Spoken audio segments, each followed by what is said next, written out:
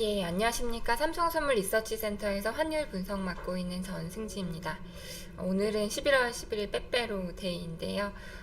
일단 금융시장에서는 전반적인 백신발 머니 무브 움직임이 그제에 이어서 어제도 좀 진행이 됐습니다. 다우지수는 오르는 가운데 나스닥은 비교적 큰 폭 하락을 했고요. 미국 국채금리도 상승하는 모습을 보였습니다. 이제 언택트에서 일단은 대면주, 경기순환주로 일단은 시선이 옮겨가는 모습인데 그럼에도 불구하고 어제 달러는 그렇게 많이 오르진 않았습니다. 거의 보합권 움직임을 나타냈고요. 오늘은 좀 예나에 대한 이야기를 해보려고 하는데 그 내년도 예나의 흐름이 좀 변수들이 상충되지 않을까 그런 내용들 중심으로 말씀드리고 오늘 환율 전망 말씀드리도록 하겠습니다. 먼저 어제 환율 보시도록 하겠습니다.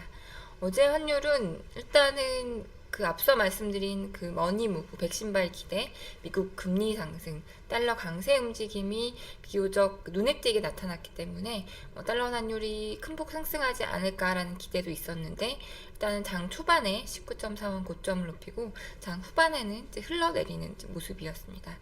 일단은 대기 매물도 계속 위쪽에 많은 상황이고요. 또 위안화 환율도 장중에는 다시 하락하는 모습을 나타냈습니다. 수출업체들의 내구 물량도 집중이 되면서 일단 상승폭이 제한이 되면서 1.2원 상승하면서 마감을 하였습니다. 코스피 시장에서는 외국인이 일단은 전반적인 그런 위험 선호를 반영하면서 순매수 흐름이 나타났고요. 근데 우리 시장에서도 코스피로는 돈이 들어오고 코스닥 에는 돈이 빠져나가는 좀 그런 양상. 그러니까 미국에서 다우지수는 오르고 나스닥은 빠지는 그런 양상이 우리 시장에서도 좀 비슷하게 연출이 되고 있는 것 같습니다. 채권 시장에서는 외국인 국고채와 통관채 모두 순회수하는 모습들이 나타났습니다. 밤사이 금융시장 보시면요, 일단 달러 지수는 약보합 정도 소폭 하락을 했습니다. 어제 파운드가 좀 많이 올랐고요. 신흥통화들은 일단은 지난 그 전날에 강세 흐름을 일단 신흥통화들은 대면 그 코로나19 확산 진정 그 백신 개발 기대에도 불구하고 어쨌든 강세 흐름이 좀 제한되는 모습이었고요. 주가는 어제 전반적으로 좀 강했습니다. 전반적으로 강한 흐름들을 연출했습니다. 밤사이 나온 뉴스들을 보면요.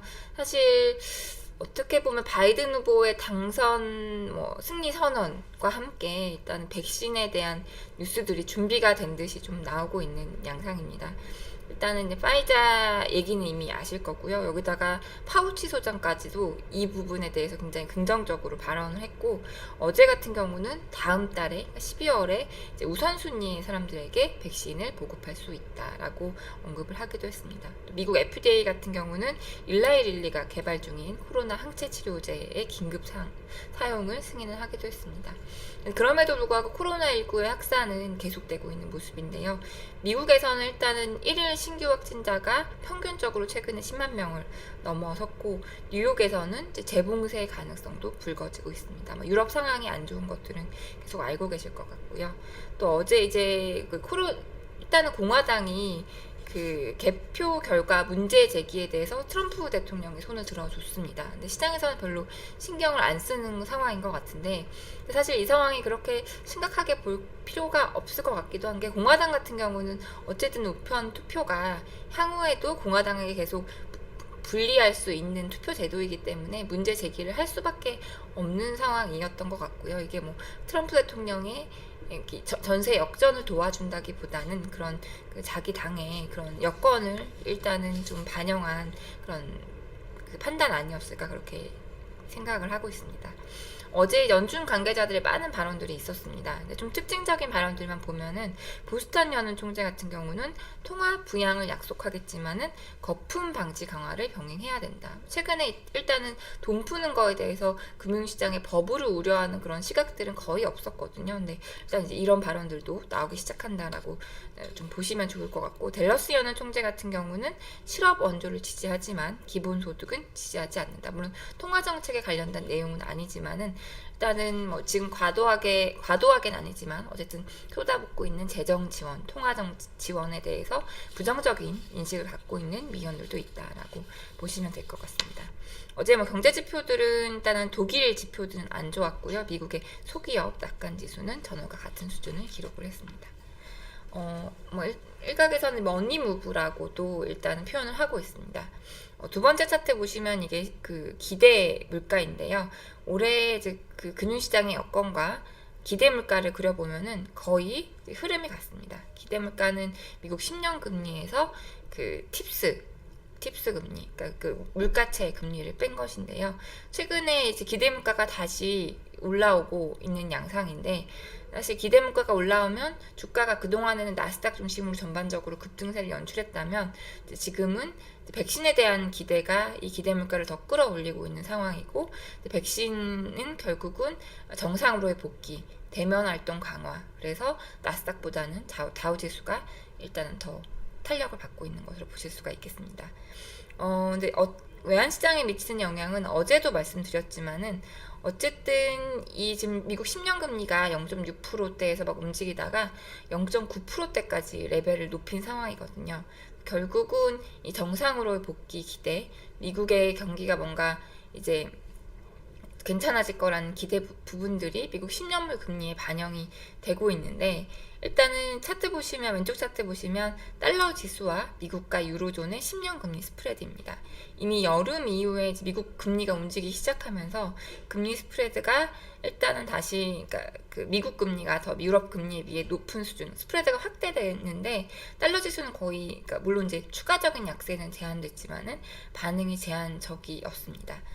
아무래도 이제 올해 그 외환시장을 움직이는 주요한 원인들이 금리차가 아니기 때문이었는데요. 근데 어쨌든 미국 금리가 의미 있게 상승하다 보니까 달러 지수가 추가 하락을 멈췄고, 또 그제의 흐름은 미국 금리가 오르니까 10년 장기 금리가 오르니까 달러 지수가 상승하는 그런 모습들을 나타냈습니다.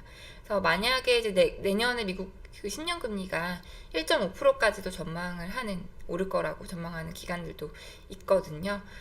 결국은 이제 미국 그 장기 금리가 올랐을 때, 뭐 지금은 사실 저도 동의하고 약달러 우호적이긴 환경이긴 하지만 일단 달러 약세를 제약하는 요인으로 작용을 할 수도 있을 것 같다는 생각입니다. 근데 지금 사실 이 지금의 흐름이 이제부터 시작이냐에 대해서는 의구심이 있습니다. 왜냐하면 워낙 코로나 미국과 유럽에서 확산세가 진행이 되고 있고, 뭐 지금 백신이 나온다고 바로 상용화가 되는 것도 아니기 때문에 우리가 이 상황이 이제부터 시작이다라고 얘기할 수는 없지만 앞으로 나올 수 있는 시나리오를 지금 연말에 좀 그려보고 있는 상황 정도로 생각해 보시면 좋을 것 같습니다. 예나에 대한 이야기를 조금 해보도록 하겠습니다. 예나는 이제 기본적으로 안전자산, 어제도 이제 질문하신 분이 계셔가지고 한번 준비를 해봤는데, 예나는 이제 안전자산으로서의 이제 우리 이미지가 상당히 강합니다. 역할을 하고 있고요. 특히 왼쪽 차트 보시면은 올해 이제 그 10월 들어서 뭐 블루웨이브 기대하면서 뭐 신흥통화들 뭐 위안화 강세 보였음에도 불구하고 예나는 강세 압력, 달러 환율 하락 압력이 강했었는데요. 아무래도 이제 미국 대선이라는 결과는 모르겠고 대선이라는 이벤트를 앞두고 있다 보니 안전자산에 대한 포지션을 조금 늘리자 하는 사람들이 예나 강세 베팅을 했던 것으로 보실 수가 있을 것 같습니다. 그리고 두 번째 차트 보시면 이게 연초 이후 이제 통화들의 절상률인데요. 순위를 매긴 것입니다. 예나가 비교적 높은 순위를 점하고 있는 것을 보실 수가 있는데, 물론 과거처럼 뭔가 리스크가 발생했을 때 예나가 큰 폭 강세를 보이고 있진 않지만 어쨌든 좀 달러보다는 강한 통화로 분류가 되면서 안전 통화 역할을 여전히 하고 있음을 확인하실 수가 있습니다. 다만 그 탄력은 굉장히, 그러니까 과거 같으면 이 코로나19 때문에 리스크 사실 역대급 위기가 발생을 하면 예나가 큰 폭의 강세를 보일 수도 있는데, 그 예나 강세가 제한되는 것은 예나의 안전 통화로서의 역할이 좀 후려진 것이 또 배경으로 볼 수가 있을 것 같습니다. 사실 그 예나가 안전 통화일 수 있는 이유는 여러 가지가 있는데요. 기본적으로 해외 자산이 워낙 많기 때문에 리스크 요인이 발생을 했을 때 자산을 팔고 이제 들어올 수 있다. 그러면서 예나 수요를 유발할 수 있다라는 그런 부분들도 있고, 두 번째로는 워낙 저성장, 저물가 통화이기 때문에 거의 항상 저평가돼 있다. 강세로 갈 여지가 있다. 이런 부분들도 영향이 있거든요. 근데 왼쪽 차트는 일본과 중국 간의 10년 금리 스프레드입니다. 과거에는 일본이 압도적으로 저성장, 10년 금리가 압도적으로 낮았었는데 지금 아시다시피 모든 나라에 어떻게 보면 일본화가 진행되고 있다라고 볼 수도 있는데, 그렇다 보니까 일본과 10년물 금리 스프레드가 다 좁아지면서 어떻게 보면 유로도 이제 마이너스 금리를 하면서 펀딩 통화 역할을 하고 있거든요. 펀딩 통화가 된다는 것은 뭔가 안 좋은 일이 생겼을 때 이 자산을 회수하면서 유로 수요를 유발할 수 있다라는 것을 의미하고, 어쨌든 이제 많은 나라들이 일본화가 되면서 엔화가 과거에 비해 안전통화 역할이 상당히 희석됐다라고 보실 수가 있습니다. 여기에다가 또 그 일본 같은 경우는 100엔을 웬만하면 사수하자라는 생각을 가지고 있는 것 같습니다. 그래서 보시면 맨 위 차트가 해외 채권, 일본에서 해외로 나가는 해외 채권 투자인데요. 의미 있게 계속 증가를 하고 있습니다. 일본의 해외 채권의 투자의 특징은 그러니까 지금은 일본의 연기금이 주도를 하고 있거든요. 연기금이 주도하고 있는데, 우리처럼 해외 채권 투자할 때 환해지를 많이 하는 게 아니라 일본의 연기금은 환해지를 거의 안 하고 있는 투자를 많이 하고 있습니다. 환해지를 안 할 경우에 달러 수요를 유발하고 달러 환율 하단을 받칠 수 있는 역할을 하고 있거든요. 그래서 일본이 여러모로 달러 환율이 좀 지지받을 수 있도록 역할을 하고 있는 점도 엔화가 전과 같이 그러니까 안전통화 역할을 강하게 못한다라는 요인으로 보실 수도 있을 것 같습니다. 그럼 내년도 요인은 어떠할까? 기본적으로 정상으로의 복귀라는 그런 측면에서 신흥국들이 조금 지지받을 수 있을 것 같거든요. 그러면 엔화 약세 요인, 달러 환율 상승 요인으로 볼 수가 있고요. 이번에 나타난 그 엔화의 급격한 약세 흐름은 어쨌든 정상으로의 복귀, 안전자산 선호 약화, 엔화 약세, 달러 환율 상승 재료로 보실 수가 있을 것 같습니다. 그래서 여기 왼쪽 차트는 신흥국 지수와 달러 환율을 축 반전한 것입니다. 그러니까 위로 올라갈수록 엔화가 약해지는 강해지는 것으로 일단은 보실 수가 있는데요. 어쨌든 신흥국 주가가 빠질 때는 엔화가 강세 압력을 받고, 신흥국 주가가 상승할 때는 엔화가 약세 압력을 받는 그런 흐름들을 보여왔기 때문에 내년도에 신흥국 자산이 조금 지지받으면 엔화가 약세 압력, 달러 환율 상승 압력을 받을 수가 있습니다. 다른 여건은 어떠하냐면, 많은 여건들이 달러 약세를 우호적인 환경을 조성하고 있습니다. 어제도 보여드렸는데, 오른쪽 차트는 미국의 실질금리와 유로존의 실질금리의 스프레드입니다. 그러니까 기축통화의 실질금리가 마이너스에 진입을 했고, 상대적으로도 미국의 실질금리가 상대적으로도 좀 많이 과거에 비해서 낮아져 있는 그런 환경들을 조성하고 있는 것을 보실 수가 있는데요. 이런 여건들이 약달러 우호적인 여건을 조성하고 달러 환율 하락 압력을 받을 건데, 또 이런 정상으로의 복귀라는 이슈는 또 위를 막는 하단을 막는 그런 요인을 작용하면서 사실 달러 환율의 변동폭이 거의 지금 연간 10엔 정도? 그래서 엔화의 변동성이 많이 작아졌다라는 얘기들도 많이 하는데, 내년도도 흐름이 크게 다르지는 않을 것 같다는 생각입니다. 오늘은 이제 엔화가 어떤 스킴으로 움직이는지, 사실 내년도 전망은 나중에 다시 말씀드릴 거고요. 말씀드렸습니다. 차트상으로 보자면 이게 월간 차트입니다. 월간 차트 보시면 120개월 이평선, 그러니까 지난 10년간의 달러엔 평균 환율이 103엔 정도에 위치해 있고요.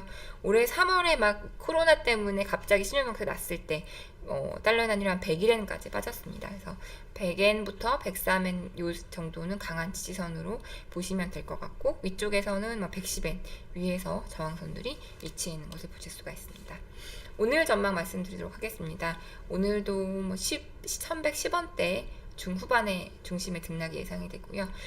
이 차트는 미아나 차트입니다. 미아나 주간 차트인데, 일단은 6.6이 주요한 지지선이었는데 뚫고 내려오긴 했는데, 일단은 이 코로나 백신 요게 강달러 흐름을 연출하면서 다시 6.6 위로 올라갔다가 다시 역외 시장에서 어제 6.5대로 내려왔습니다. 이게 사실 차트 보시면 너무 급하게 내려오기는 했으니 일단 속도 조절할 때가 된 것 같기도 하거든요. 그래서 미아나 흐름 보시면 좋을 것 같고, 달러 환율은 일단은 밤사이 이제 달러가 더 많이 오르진 않았고, 그럼에도 불구하고 어쨌든 이제 10원대 후반에서는 지지력을 보였거든요.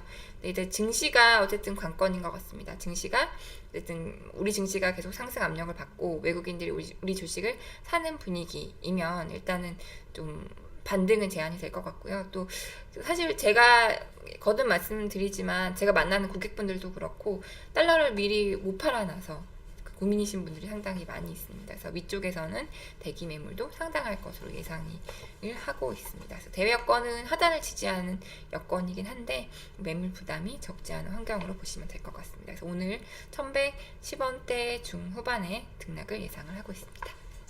예, 질문 있으시면 받도록 하겠습니다. 감사합니다.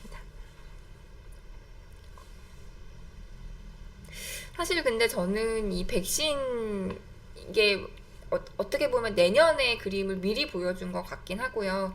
사실 시기상조라는 그런 이제 의견들도 많이 있습니다. 일단은 보급하는데 시간이 상당히 걸릴 거고 지금 백신이 보급하는데 시간이 걸릴 거고 코로나가 재확산되고 있기 때문에 우리가 무조건 장밋빛을 그리고 미국 금리가 오르기를 기대하기에는 여건들 추가 부양책도 지금 언제 나올지 모르는 상황인 거잖아요. 뭐 일단은 1월 20일은 지나야 나올 거라는 그런 기대들도 있고 그래서 사실은 일단은 미래에 나올 수 있는 시나리오를 지금 보여주고 있긴 한데 이 머니무브 현상이 연말까지 계속될까? 네, 일단은 계속되기보다는 이 현상이 나왔다가 다시 물러났다가 일단은 이제 어쨌든 근데 이제 가능성을 보여줬다는데 의미를 두시면 좋을 것 같습니다.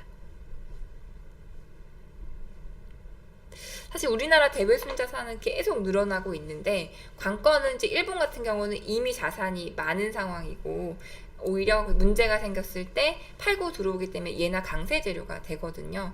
이게 우리나라에는 두 가지 측면이 있습니다. 우리나라는 국민연금이 대외자산 증가를 주도하고 있는데 25년까지 연금이 2025년까지 해외 자산을 55%까지 늘리기로 예정돼 있거든요. 그런 와중에 국민연금이 달러를 사야 될 것이 연간 400억 불씩 되고 있어요. 그래서 계속 어쨌든 해외 대외 자산을 늘리는 가운데 달러를 사야 되는 수요가 계속 유발이 될 거거든요. 근데 또 그러면 이제 달러 수요를 유발하기 때문에 어떻게 보면 환율 상승 재료라고 할 수도 있는데 그런 반면에 우리가 대외 자산이 많기 때문에 원화를 좋다라고 보는 시각들도 있고요. 또 이제 해외 주식 투자 많이 하셨잖아요. 근데 때로는 뭔가 이제 해외에서 문제가 생겼을 때 주식을 팔고 들어오시는 그런 흐름들도 나올 수 있거든요. 그러면 주식을 사실 때는 달러 수요, 팔고 들어오실 때는 달러 매도 요인이 작용을 하기 때문에 이게 좀 상충이 될 수가 있어요. 근데 사실은 큰 그림에서 보면 아직은 우리가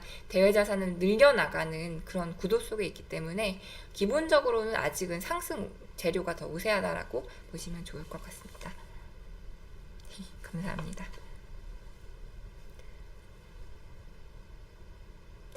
예, 사실은 저는 내년 사실 굉장히 헷갈리는 문제입니다. 그리고 두 의견 다 사실 미국이 돈을 많이 풀고 연준이 채권을 사주는 이 구도가 달러 약세 재료이긴 한데요.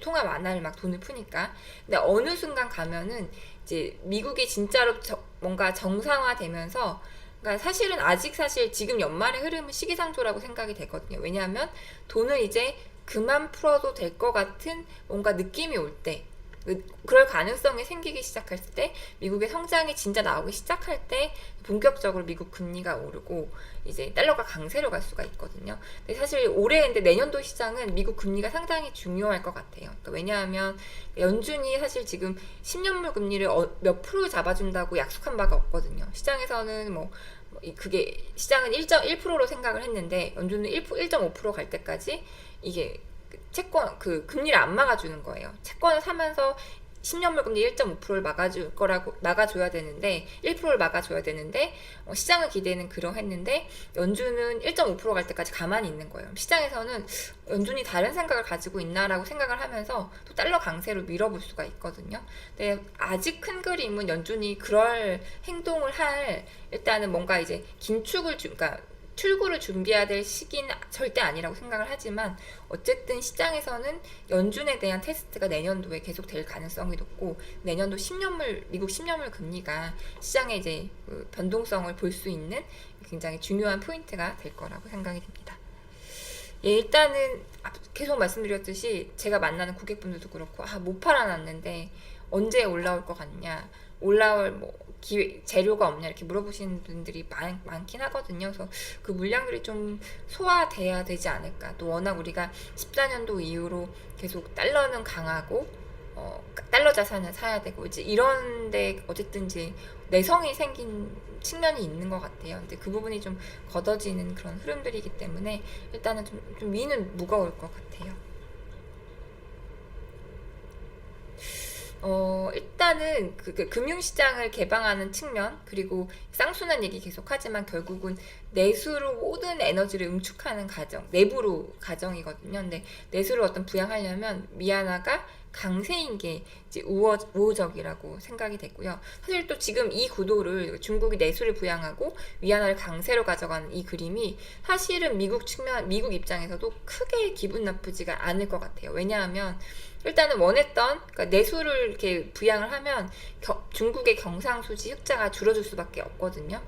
그런데다가 위안화도 원하는 대로 강세로 가고, 사실 또 중국의 그 월가의 자금들이, 그러니까 미국의 월가의 자금들이 중국에 막 들어가고 싶어하는 그런 수요가 많아요. 그런 것도 충족해지고, 결국 금융시장을 개방한다는 거는 향후의 중국의 리스크를, 또 뭐 그 금융의 핵심인 미국이 중국을 쥐락펴락할 수 있는 그런 여건도 만들어 주거든요. 그래서 내년도는 중국이 지금 하는 행동들이 일단 크게 거슬리지도 않고, 또 미국도 지금 자기네 재건하느라고 정신이 없기 때문에 크게 이렇게 분쟁거리가 내년도는 부각이 안 될 가능성이 높지 않을까? 왜냐하면 중국이 지금 하는 행동들이 미국에 크게 거슬리지 않기 때문에 라고 좀 생각을 하고 있습니다. 예, 일단 오늘은 여기까지 마치도록 하고요. 날씨가 조금 풀린 것 같은데 그래도 감기 또 코로나 유의하시고 저는 내일 또 뵙도록 하겠습니다. 오늘도 즐거운 하루 보내시길 바랍니다. 감사합니다.